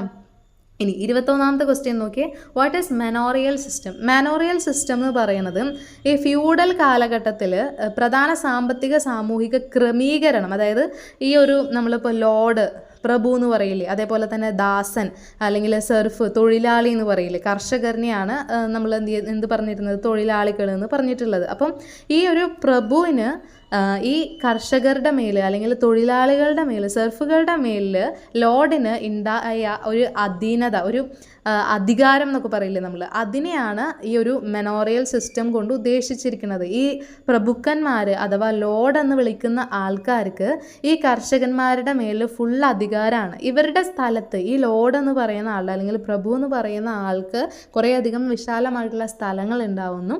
ആ സ്ഥലത്തിൽ ഈ കർഷകർ ഫ്രീ ആയിട്ട് ഇവർക്ക് വേണ്ടിയിട്ട് എന്ത് ചെയ്ത് കൊടുക്കണം, പണി ചെയ്ത് കൊടുക്കണം. ഇവരുടെ അനുവാദമില്ലാതെ എന്നാൽ പുറത്തു പോകാനോ ഇവരുടെ പണി നിർത്താനോ ആയിട്ടുള്ള അവകാശം നമ്മുടെ കർഷകർക്കോ അല്ലെങ്കിൽ തൊഴിലാളികൾക്കോ സെർഫുകാർക്കോ ഉണ്ടായിരുന്നില്ല എന്നുള്ള രീതിക്കാണ് പറയണത്. ഓക്കെ, അപ്പോൾ അതെല്ലാം നിങ്ങളുടെ 21st ക്വസ്റ്റ്യനിൽ എഴുതാൻ പറ്റുന്നതാണ്. ഇനി 22nd നോക്കിയേ. Give an account on the features of industrial revolution in Britain. ബ്രിട്ടനിലുള്ള ഇൻഡസ്ട്രിയൽ റെവല്യൂഷൻ്റെ ഫീച്ചേഴ്സ് എന്തൊക്കെയായിരുന്നു എന്നാണ് ചോദിക്കുന്നത്. മെയിനായിട്ടും ബ്രിട്ടൻ എന്ന് പറയുമ്പോൾ നമ്മുടെ ആരാണ്, ബ്രിട്ടീഷുകാർ. അപ്പോൾ അവരുടെ ഒരു റെവല്യൂഷൻ, അവരുടെ ഇൻഡസ്ട്രിയൽ റെവല്യൂഷൻ നടക്കുന്ന സമയത്ത് കൂടുതലായിട്ടും അവിടെ എന്തുണ്ടാവും, യന്ത്രങ്ങൾ ഉണ്ടാവും അല്ലേ. അതേപോലെ തന്നെ ഫാക്ടറി പ്രൊഡക്ഷനിൽ സ്റ്റീം എൻജിൻസ് ഉണ്ടാവും, സ്പിന്നിങ് ജെന്നീസ് ഉണ്ടാവും, ഇതെല്ലാം ഉണ്ടാവും. അപ്പോൾ യന്ത്രങ്ങളുടെയും അതേപോലെ തന്നെ ഫാക്ടറി പ്രൊഡക്ഷൻ്റെയും ഒക്കെ കൂടുതലായിട്ടുള്ള ഒരു കാര്യങ്ങൾ ഈ ഒരു ഇൻഡസ്ട്രിയൽ റെവല്യൂഷൻ, ബ്രിട്ടൻ്റെ ഇൻഡസ്ട്രിയൽ റെവല്യൂഷൻ്റെ ഫീച്ചേഴ്സ് ആയിട്ട് നമുക്ക് എഴുതാം. അതേപോലെ തന്നെ ഗ്രാമങ്ങളിൽ നിന്ന് നഗരങ്ങളിലേക്കുള്ള ആ ഒരു മാറ്റം, അതായത് നഗരവൽക്കരണം എന്ന് പറയില്ലേ നമ്മൾ, ഗ്രാമങ്ങളിൽ താമസിച്ചിട്ടുണ്ടായിരുന്ന ആൾക്കാർ ഇങ്ങനെയുള്ള സൗകര്യങ്ങളൊക്കെ വന്നതോട് കൂടിയിട്ട് ഗ്രാമങ്ങളിൽ നിന്നൊക്കെ വിട്ടു മാറിയിട്ട് നഗരങ്ങളിലേക്ക് വരുന്ന രീതിക്കുള്ള ഒരു മാറ്റം വന്നിട്ടുണ്ട്. പിന്നെ അതേപോലെ തന്നെ നമ്മുടെ മുതലാളിമാരാരാണ്, അതേപോലെ തന്നെ തൊഴിലാളിമാരാരാണ് എന്നുള്ള രീതിക്ക് തൊഴിലാളികൾ, മുതലാളികൾ എന്നുള്ള ഒരു ന്യൂ ക്ലാസ് കൂടി, ഒരു പുതിയ വർഗം കൂടി അവിടെ രൂപീകരിക്കപ്പെട്ടിട്ടുണ്ട് എന്നൊക്കെ നമുക്ക് 22ാമത്തെ ക്വസ്റ്റ്യനിൽ, അതായത് ഇൻഡസ്ട്രിയൽ റെവല്യൂഷൻ ഇൻ ബ്രിട്ടൻ എന്നുള്ള ക്വസ്റ്റ്യനിൽ എഴുതാവുന്നതാണ് കേട്ടോ. ഇനി 23rd നോക്കി. Describe the geographical discoveries of the 15th century. 15th സെഞ്ച്വറിയിലുള്ള ജോഗ്രഫിക്കൽ ഡിസ്കവറീസ് എന്തൊക്കെയാണ് എന്നാണ് ചോദിച്ചിട്ടുള്ളത്. എന്തൊക്കെയാണ്? മെയിനായിട്ടും ആഗോള ചരിത്രത്തെ മാറ്റിമറിച്ചു എന്നാണ് പറയുന്നത്. അതായത് ഇപ്പോൾ വാസ്കോഡ ഗാമ, അതേപോലെ തന്നെ കൊളംബസ് പോലെയുള്ള യാത്രികരൊക്കെ ഉണ്ടാവും. അവരൊക്കെ യാത്ര ചെയ്ത് പുതിയ സമുദ്രപാതകളൊക്കെ തുറന്നു, അല്ലെങ്കിൽ പുതിയ സീ റൂട്ട്സ് ഒക്കെ വന്നു എന്നുള്ള രീതിക്ക് പറയുന്നുണ്ട്. അതേപോലെ തന്നെ ഇങ്ങനെ പുതിയ സമുദ്രപാതകൾ തുറന്ന സമയത്ത് അല്ലെങ്കിൽ സീ റൂട്ട്സ് ഓപ്പൺ ആയിട്ടുള്ള സമയത്ത് അപ്പോൾ ഇവർക്ക് ഈ ഒരു യൂറോപ്യൻ രാജ്യങ്ങൾക്കെല്ലാം പല രീതിയിലുള്ള പല സ്ഥലത്തും പോയിട്ട് കോളനി നിർമ്മിക്കാൻ വേണ്ടിയിട്ട് സഹായിച്ചിട്ടുണ്ട്, അല്ലെങ്കിൽ കൊളോണിയൽ സിസ്റ്റം കൊണ്ടുവരാൻ വേണ്ടിയിട്ട് യൂറോപ്യൻ രാജ്യങ്ങളെ സഹായിച്ചിട്ടുണ്ട്. ആരൊക്കെ? നമ്മുടെ യാത്രികരായിട്ടുള്ള വാസ്കോഡ ഗാമയും കൊളംബസിൻ്റെയും പേര് കൃത്യമായിട്ട് ഓർത്ത് വയ്ക്കാം. ആ 2 പേരെങ്കിലും നിങ്ങൾ വിട്ടുപോകാതിരിക്കുക കേട്ടോ. അവർ എന്ത് ചെയ്തിട്ടുണ്ട്? പുതിയ സമുദ്രപാതകൾ തുറന്നു. ഓക്കെ, അപ്പോൾ അതിന് ഭാഗമായിട്ട് തുറന്നു എന്ന് പറയുമ്പോൾ കടലിൻ്റെ ഉള്ളിൽ കൂടെ അങ്ങോട്ട് വഴി ഉണ്ടാക്കല്ല. നിങ്ങൾ ആലോചിക്കുക, സീ റൂട്ട്, അതായത് പല യാത്രികരും അങ്ങനെ കപ്പലിൽ യാത്ര ചെയ്ത് ഇന്ന റൂട്ടാണെന്നൊക്കെ പറഞ്ഞ് അങ്ങനെ പോകുന്ന ആ ഒരു സംഭവമൊക്കെ നിങ്ങളൊന്ന് ആലോചിക്കുക. ഓക്കെ, അങ്ങനെ ആലോചിച്ചതിന് ശേഷം എന്ത് ചെയ്യുക? ഈ ഒരു യൂറോപ്യൻ രാജ്യങ്ങൾ ഈ ഒരു കൊളോണിയൽ സിസ്റ്റമായിട്ട് കൊണ്ടുവരാൻ വേണ്ടിയിട്ട് ഇവരുടെ പല സ്ഥലങ്ങളും ടാർഗറ്റ് ചെയ്തിട്ടുള്ള പല സ്ഥലങ്ങളിലും ഓരോരോ കോളനി ഫോം ചെയ്യാൻ വേണ്ടിയിട്ട് യൂറോപ്യൻ രാജ്യങ്ങളെ സഹായിച്ചിട്ടുണ്ട്. പിന്നെ അതേപോലെ തന്നെ വാണിജ്യ വിപ്ലവം നടത്തിയിട്ടുണ്ട്. യൂറോപ്യൻ വ്യാപാരം അതേപോലെ തന്നെ മുതലാളിത്തമൊക്കെ ആഗോളതലത്തിൽ എന്ത് ചെയ്യാൻ വേണ്ടിയിട്ട് ഫോം ചെയ്യാൻ വേണ്ടിയിട്ട് ഡെവലപ്പ് ചെയ്യാൻ വേണ്ടിയിട്ട് ലോകം മൊത്തം അറിയുന്ന രീതിക്കുള്ള ഒരു ഒരു യൂറോപ്യൻ രാജ്യങ്ങൾ അല്ലെങ്കിൽ യൂറോപ്യൻ്റെ വ്യാപാരം ആഗോളതലത്തിൽ മാറ്റിയെടുക്കാൻ വേണ്ടിയിട്ടും ഈ ഒരു 15th സെഞ്ച്വറിയിൽ സഹായിച്ചിട്ടുണ്ട് എന്നാണ് പറയുന്നത്. Geographical discoveries of 15th century എന്ന് പറയുമ്പോൾ നിങ്ങൾക്ക് ഇതെല്ലാം എഴുതാവുന്നതാണ് കേട്ടോ. ഇനി 24th ക്വസ്റ്റ്യൻ നോക്കി, narrate civil war in China. Civil war in China എന്തായിരുന്നു എന്നാണ് ചോദിച്ചിട്ടുള്ളത്.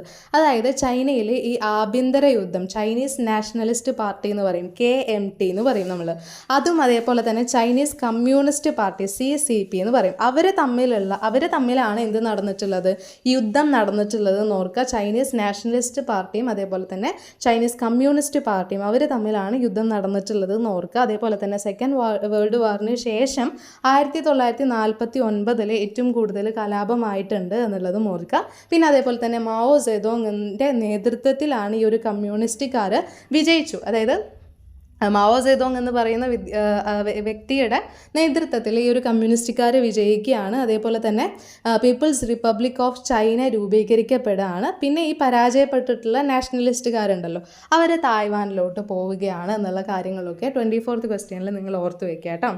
ഇനി 25th ക്വസ്റ്റ്യൻ നോക്കിയാൽ, what are the outstanding characteristics of globalisation. ഗ്ലോബലൈസേഷൻ്റെ ഔട്ട്സ്റ്റാൻഡിങ് ക്യാരക്ടറിസ്റ്റിക്സ് എന്തൊക്കെയായിരുന്നു എന്നാണ് പറയുന്നത്. ഗ്ലോബലൈസേഷൻ എന്ന് പറയുമ്പോൾ എന്താണ്, ആഗോളവൽക്കരണം അല്ലേ. ഈ ആഗോളവൽക്കരണം വന്ന സമയത്ത് ആഗോളവൽക്കരണം, അതായത് ഈ ഒരു ഭൂമി മൊത്തമായിട്ടുള്ള ഒരു കാര്യം എന്നുള്ള രീതിക്ക് ഓർക്കുക. എന്താണ്, പരസ്പര ബന്ധം, ഇൻ്റർ കണക്റ്റഡ്നെസ് വന്നു. നമ്മുടെ പല രാജ്യങ്ങളായിട്ടും പല സ്ഥലങ്ങളായിട്ടും നമുക്ക് ഇവിടെ ഇരുന്നിട്ടായാലും കോണ്ടാക്ട് ചെയ്യാവുന്ന രീതിക്ക്, അല്ലെങ്കിൽ കമ്മ്യൂണിക്കേറ്റ് ചെയ്യാവുന്ന രീതിക്ക്, എന്താണ് പല രീതിക്ക് ഷെയർ ചെയ്യാം, എന്തും ഷെയർ ചെയ്യാം എന്നുള്ള രീതിക്കും കമ്മ്യൂണിക്കേഷൻ വളർന്നു, ആശയവിനിമയം വളർന്നു, ബന്ധങ്ങൾ വളർന്നു. ഇതെല്ലാം പല രാജ്യങ്ങളായിട്ടും പല ജനങ്ങളായിട്ടും വളർന്നു എന്നുള്ളതും എഴുതാം. പിന്നെ അതേപോലെ തന്നെ മൊബിലിറ്റി എഴുതാം, നമുക്ക് ചലനാത്മകത എഴുതാം അല്ലേ. പല രീതിയിലുള്ള വിഭവങ്ങൾ ഉണ്ടാവും, മൂലധനം ഉണ്ടാവും, ഉൽപ്പന്നങ്ങൾ ഉണ്ടാവും, മനുഷ്യർ, ഇതൊക്കെ തമ്മിലുള്ള അതിരുകൾ ഇല്ലാതെ ആവാണ്. ഇത്ര ലിമിറ്റ് എന്നുള്ള ആ ഒരു ലിമിറ്റ് ഇല്ലാതെ ആവാണ്. എത്ര വാസ്റ്റ് ആയിട്ടുള്ള ഏരിയാസ് ആണെങ്കിലും ഏതറ്റം വരെയുള്ള രാജ്യമാണെങ്കിലും നമുക്ക് അത് അന്വേഷിക്കാം, അല്ലെങ്കിൽ അതുമായിട്ട് ബന്ധം സ്ഥാപിക്കാം എന്നുള്ള നിലയിലെത്തി അല്ലേ.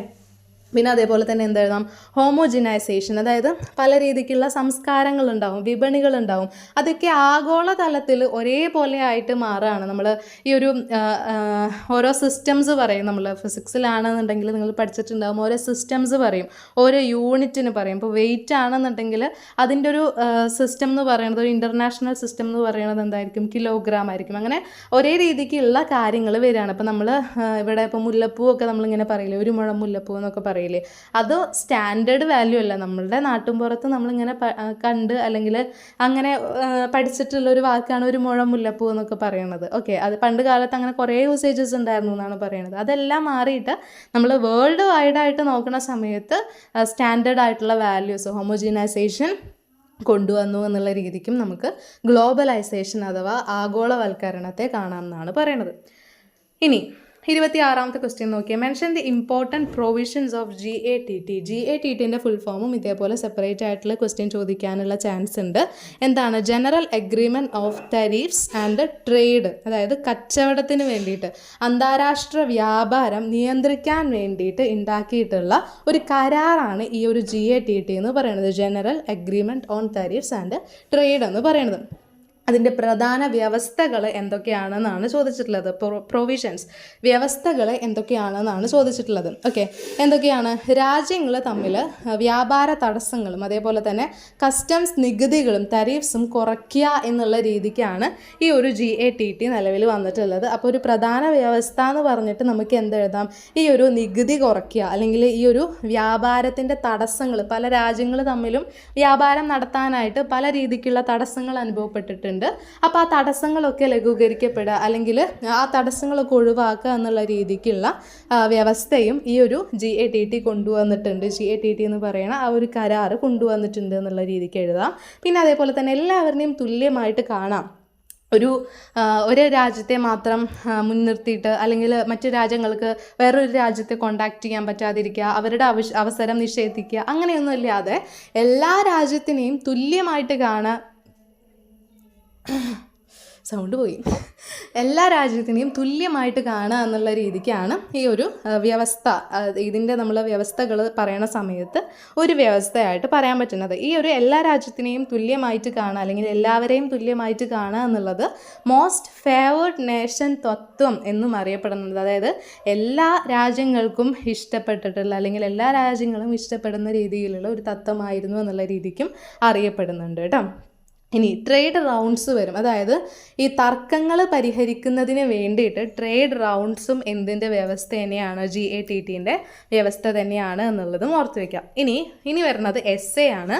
എസ്സേക്ക് ഓരോ ക്വസ്റ്റ്യനും എത്ര മാർക്ക് വീതമാണ്? 10 മാർക്സ് വീതമാണ്. അപ്പോൾ ഞാൻ പറയുന്ന പോയിന്റ്സ് നിങ്ങൾക്ക് തികഞ്ഞില്ല അല്ലെങ്കിൽ അത് എക്സ്പാൻഡ് ചെയ്തിട്ട് നിങ്ങളുടെ 1 പേജ് കഴിഞ്ഞില്ല എന്നുണ്ടെങ്കിൽ നിങ്ങൾ എന്ത് ചെയ്യുക, അതിനായിട്ട് റിലേറ്റ് ചെയ്തിട്ടുള്ള എന്തൊക്കെ കാര്യങ്ങൾ വരും അതെല്ലാം ഈ ഒരു എസ്സേയിൽ നിങ്ങൾക്ക് ഇൻക്ലൂഡ് ചെയ്യാം. ഓക്കെ, എസ്സേ നിങ്ങൾക്ക് അറിയുന്ന പോയിന്റ്സ് എല്ലാം എഴുതി വെച്ചു. അത് ശരിയാണെന്നുണ്ടെങ്കിലും പേപ്പർ നോക്കുന്ന ആൾ ഇപ്പോൾ അത്യാവശ്യം ഒരു ലെങ്ത്തിൽ എസ്സേ കണ്ടില്ല എന്നുണ്ടെങ്കിൽ മാർക്ക് കുറയാനുള്ള ചാൻസ് ഉണ്ട്. അപ്പോൾ നിങ്ങൾക്ക് അറിയുന്ന കാര്യം കുറച്ച് എക്സ്പാൻഡ് ചെയ്തിട്ട് തന്നെ എസ്സേയിൽ എഴുതി വെക്കാൻ നോക്കാം കേട്ടോ. അപ്പോൾ 27th ക്വസ്റ്റ്യൻ നോക്കിയേ. Explain the role of private property on the evolution of society. അതായത് സൊസൈറ്റീൻ്റെ എവല്യൂഷൻ്റെ പേരിൽ പ്രൈവറ്റ് പ്രോപ്പർട്ടീൻ്റെ റോൾ എന്തായിരുന്നു എന്നാണ് ചോദിച്ചിട്ടുള്ളത്. ഫസ്റ്റ് തന്നെ വേട്ടയാടി നടന്നിരുന്ന ഒരു മനുഷ്യൻ എന്തിലൂടെ, കൃഷിയിലൂടെ ഒരു അധിക ഉൽപ്പാദനത്തിനായിട്ട് ശ്രമിക്കുകയാണ് അല്ലെങ്കിൽ അധിക ഉൽപ്പാദനം വരികയാണ്, ഇപ്പോൾ പ്രൊഡ്യൂസ് ചെയ്യുകയാണ്. അപ്പോൾ അവരുടെ ജീവിത രീതി തന്നെ മാറുകയാണ്. അപ്പോൾ നമ്മൾ ബ്രിട്ടൻ്റെ ഇൻഡസ്ട്രിയൽ റവല്യൂഷനിൽ പറഞ്ഞ സമയത്ത് പറഞ്ഞല്ലേ യന്ത്രങ്ങൾ വരികയാണ്. അപ്പോൾ ഗ്രാമങ്ങളിൽ താമസിച്ചിട്ടുണ്ടായിരുന്ന ആൾക്കാർ എന്തിലോട്ട് വരികയാണ്, നഗരത്തിലോട്ട് വരികയാണ്. അങ്ങനെ നഗരവൽക്കരണം നടക്കുകയാണ് എന്നുള്ള രീതിക്ക് പറഞ്ഞു. അതേപോലെ തന്നെ പ്രൈവറ്റ് പ്രോപ്പർട്ടി എന്ന് പറയുമ്പം അതിൻ്റെ ഒരു സ്വാധീനം സ്വകാര്യ സ്വത്ത് ലഭിക്കുന്ന സമയത്ത് ഇപ്പോൾ ഒരാൾ പണക്കാരനാവുന്നു, മറ്റേ ആൾ അതിന് തൊട്ടുപുറത്തുള്ള ആൾ തന്നെ പാവപ്പെട്ടവനായിട്ട് ജീവിക്കേണ്ടി വരികയാണ്. അപ്പോൾ ഒരു അസമത്വം അവിടെ ഉണ്ടാവുകയാണ്. ഈ ഒരു പ്രൈവറ്റ് പ്രോപ്പർട്ടി വന്നതിൻ്റെ പേരിൽ എന്ത് ചെയ്യാണ്, അവിടെ ഒരു അസമത്വം ഉണ്ടാവുകയാണ് എന്നുള്ളതും ഓർത്ത് വയ്ക്കുക. അതേപോലെ തന്നെ വിഭവങ്ങൾ നിയന്ത്രിക്കാനായിട്ട് തുടങ്ങി, ഒരു ലിമിറ്റ് വെക്കാനായിട്ട് തുടങ്ങി. ഇത്രയും ഏരിയ, ഇത്രയും ഭൂമി എൻ്റെയാണ്, അത്രയും ഭൂമി നിനക്കുള്ളൂ, അല്ലെങ്കിൽ ഇത്രയും ഭൂമി എൻ്റെയാണ്, സോ ഈ ഭൂമിയിലുള്ള അധികാരം മുഴുവൻ എൻ്റെയാണ് എന്നുള്ള ആ ഒരു നിയന്ത്രണങ്ങളെല്ലാം വരാൻ തുടങ്ങി. പിന്നെ ഇങ്ങനെ നിയന്ത്രണങ്ങൾ വരാൻ തുടങ്ങിയ സമയത്ത് അല്ലെങ്കിൽ പാവപ്പെട്ടവൻ പണക്കാരൻ എന്നുള്ള ആ ഒരു വേർതിരിവ് വരാൻ തുടങ്ങിയ സമയത്ത് സമൂഹത്തിൽ വിവിധ വർഗ്ഗങ്ങളായിട്ട് തിരിച്ചു എന്നാണ് പറയുന്നത്. അപ്പോൾ ഈ ഒരു പ്രൈവറ്റ് പ്രോപ്പർട്ടീൻ്റെ റോൾ എന്താണെന്ന് ചോദിക്കുമ്പോൾ നിങ്ങൾക്ക് ഈ പോയിന്റ്സ് എല്ലാം ഇതിൽ ഇൻക്ലൂഡ് ചെയ്യാവുന്നതാണ് കേട്ടോ. പിന്നെ അതിൽ ഇൻക്ലൂഡ് ചെയ്യാൻ പറ്റിയിട്ടുള്ള ഒരു പോയിന്റ് കൂടിയാണ് വ്യക്തികൾക്ക് കൂടുതൽ സമ്പാദിക്കാനും പിന്നെ അതേപോലെ തന്നെ നിക്ഷേപം നടത്താനുമുള്ള ഒരു പ്രേരണ നൽകിയിട്ടുണ്ട് നമ്മുടെ ക്യാപിറ്റലിസം എന്ന് പറയുന്നത് അല്ലേ. വ്യക്തികൾക്ക് കൂടുതലായിട്ടുള്ള നിക്ഷേപിക്കാനും അവരവർ സമ്പാദിച്ചിട്ടുള്ള തുകകൾ അവരവരുടെ തന്നെ നിക്ഷേപിക്കാനും അതേപോലെ തന്നെ നിക്ഷേപനം നടത്താനും സമ്പാദിക്കാനുള്ള ആ ഒരു അവസരം, ആ ഒരു പ്രേരണ ഒരുക്കിയിട്ടുണ്ട് എന്നാണ് പറയുന്നത്. അപ്പോൾ 27th ക്വസ്റ്റ്യനിൽ നിങ്ങൾക്ക് ഈ പറഞ്ഞ പോയിന്റ്സ് എല്ലാം ഇൻക്ലൂഡ് ചെയ്യാം. ഇതെല്ലാം എക്സ്പാൻഡ് ചെയ്തിട്ടുള്ള PDF വേണമെന്നുണ്ടെങ്കിൽ കോൺടാക്ട് ചെയ്യാം കേട്ടോ. ഓക്കെ, ഇനി 28th ക്വസ്റ്റ്യൻ നോക്കി. Write an essay on slavery in Europe. അപ്പോൾ അടിമത്വം എന്നുള്ളത് ഒരു ക്വസ്റ്റ്യൻ ആയിട്ട് നിങ്ങൾക്ക് പ്രതീക്ഷിക്കാം. അത് റോമിലെന്ന് പറഞ്ഞ് സെപ്പറേറ്റ് ആയിട്ട് എടുത്ത് ചോദിക്കാം, അല്ലാന്നുണ്ടെങ്കിൽ യൂറോപ്പിലുള്ള സ്ലേവറി എന്ന് പറഞ്ഞിട്ട് അടിമത്വം എന്ന് പറഞ്ഞിട്ടും ചോദിക്കാം. അപ്പോൾ അതൊരു ഷുവർ ക്വസ്റ്റ്യൻ ആയിട്ട് തന്നെ നോട്ട് ചെയ്ത് വെച്ചേക്കാം കേട്ടോ. സ്ലേവറി എന്നുള്ള ആ ഒരു ടോപ്പിക്കിൽ നിന്നും അതായത് പുരാതന കാലഘട്ടത്തിൽ, അതായത് നമ്മുടെ ഗ്രീസിലും റോമിലൊക്കെ അടിമത്വം എന്ന് പറയുന്നത് അവിടുത്തെ തന്നെ സാമ്പത്തിക വ്യവസ്ഥയുടെ ഒരു അടിസ്ഥാനം എന്നുള്ള രീതിക്കാണെന്നുള്ളത് നമ്മൾ പറഞ്ഞില്ല. അതിനെ ആശ്രയിച്ചിട്ടാണ്, ഈ അടിമകളെ ആശ്രയിക്കുക എന്ന് പറയുമ്പോൾ അവരെ അനുസരിക്കുക എന്നുള്ള ചിന്തയല്ല, അവരെത്രത്തോളം കൂടുന്നോ അതിനനുസരിച്ചിട്ടാണ് അവിടുത്തെ സാമ്പത്തിക വ്യവസ്ഥയുടെ വളർച്ച എന്നുള്ള രീതിക്കായിരുന്നു ആ ഒരു പുരാതന കാലഘട്ടത്തിൽ ഉണ്ടായിരുന്നത്. മനുഷ്യരിനെ വെറും ഒരു ചരക്കുകളായിട്ട് മാത്രം കണ്ടിട്ടുള്ള, പണികൾക്ക് വേണ്ടിയിട്ടും അല്ലെങ്കിൽ ഇവരുടെ ആവശ്യങ്ങൾക്ക് വേണ്ടിയിട്ടുള്ള ഒരു ചരക്കുകളായിട്ട് മാത്രം മനുഷ്യനെ കണ്ടിരുന്ന ഒരു സംഭവമാണ് ഈ ഒരു അടിമത്വം എന്ന് പറയുന്നത് അല്ലേ. അടിമത്വം എന്ന് പറയുമ്പോൾ തന്നെ ഞാൻ എന്താ ഇവിടുത്തെ അടിമയാണോ എന്നുള്ള രീതിക്ക് നമ്മൾ തമാശയ്ക്ക് ചോദിക്കലുണ്ട്. പക്ഷേ അതൊരു വലിയൊരു ഇമ്പോർട്ടൻ്റ് ആയിട്ടുള്ളൊരു വാക്കാണെന്ന് തന്നെ നമ്മൾ ഓർത്തിരിക്കണം. അത്രയും അധികം ചൂഷണം ചെയ്യപ്പെട്ടിട്ടുള്ള ഒരു വർഗ്ഗമാണല്ലോ ഈ ഒരു അടിമകൾ എന്ന് പറയുമ്പം.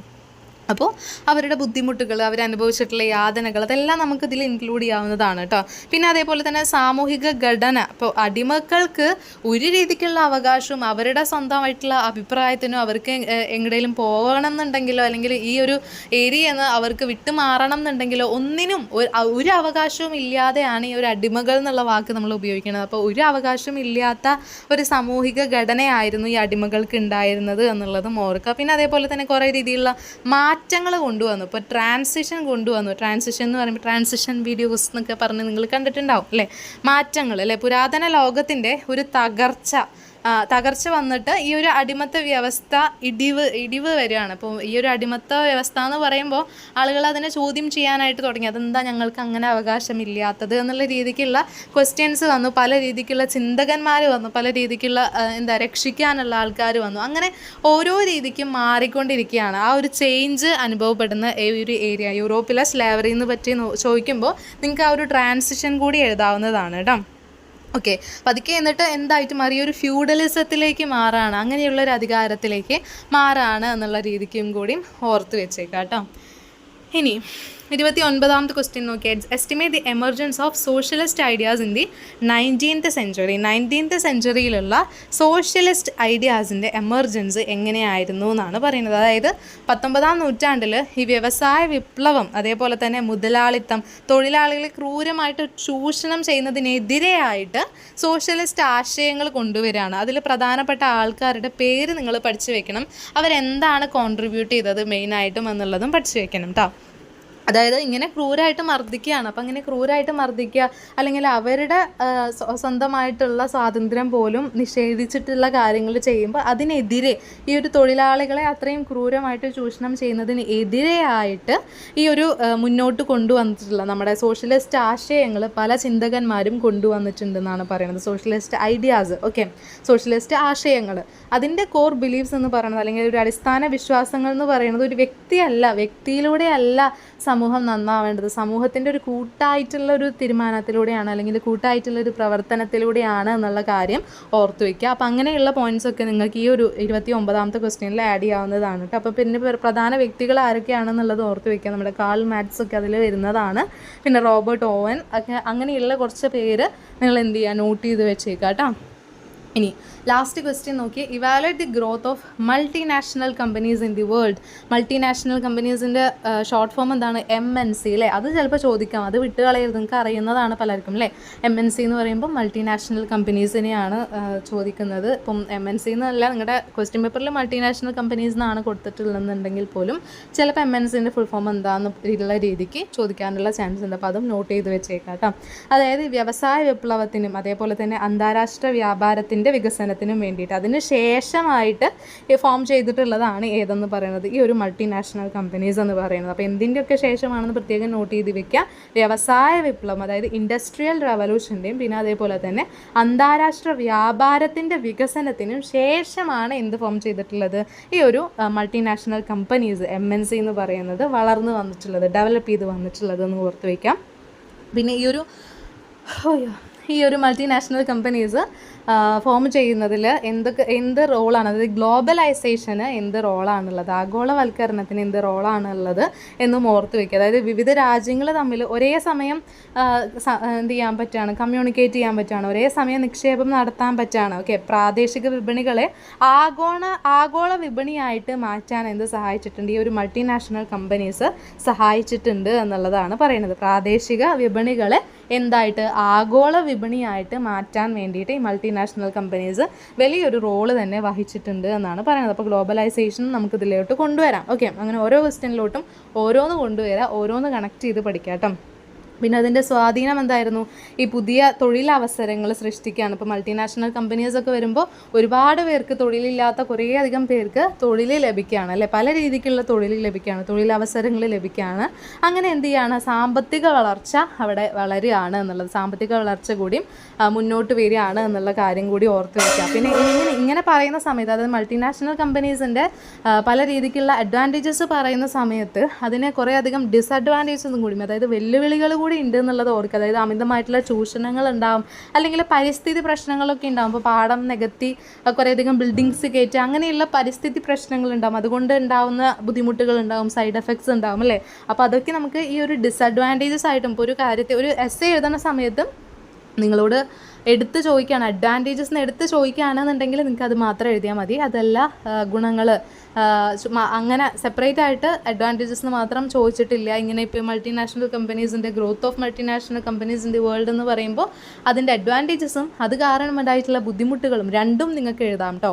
ഓക്കെ, അത് ഗുണങ്ങൾ മാത്രമായിട്ട് എഴുതാതെ ഈ ഒരു അതുകൊണ്ടുണ്ടായിട്ടുള്ള സൈഡ് എഫക്ട്സ് എന്തൊക്കെയാണ് എന്നുള്ള കാര്യങ്ങളും നിങ്ങൾക്ക് എഴുതാവുന്നതാണ്.